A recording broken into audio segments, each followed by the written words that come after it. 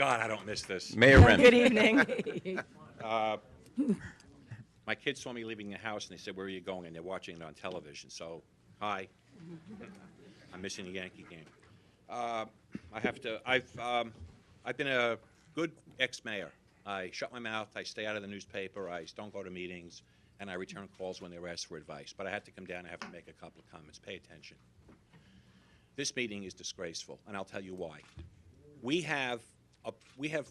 We expect the dialogue back and forth this way to be fiery. What I find very distasteful, no matter what the problems were we had, and we had some battles with managers, you do not play out the back and forth and throw in staff or vice versa under the budget at a public meeting. You just don't do it. You take care of that upstairs. Okay? Secondly, you need to have conference meetings. You would not be at this point if you spent the time. One of the things the last council said to you is we will not make the draconian cuts that we were considering at your request.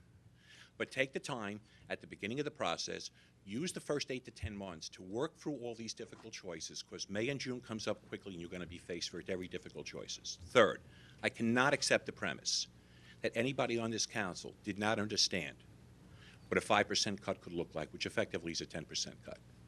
Any manager that I ever asked, and I served up there for 8 years, and I did a lot of work on this, when you say 5%, they tell you you're looking at draconian cuts. So to suggest that it was all going to be creative stuff we never heard about and it was not going to involve layoffs is disingenuous. How about 1% cut?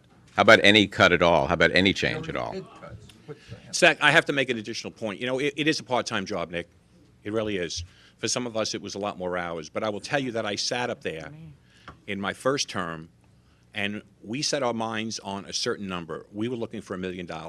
And we went through the budget, and we found suggestions. So, yes, the manager is supposed to give you ideas, but to suggest that the council members themselves are not to spend the time, and we had a high-functioning budget committee, and I don't know if there is a budget committee, I honestly don't know.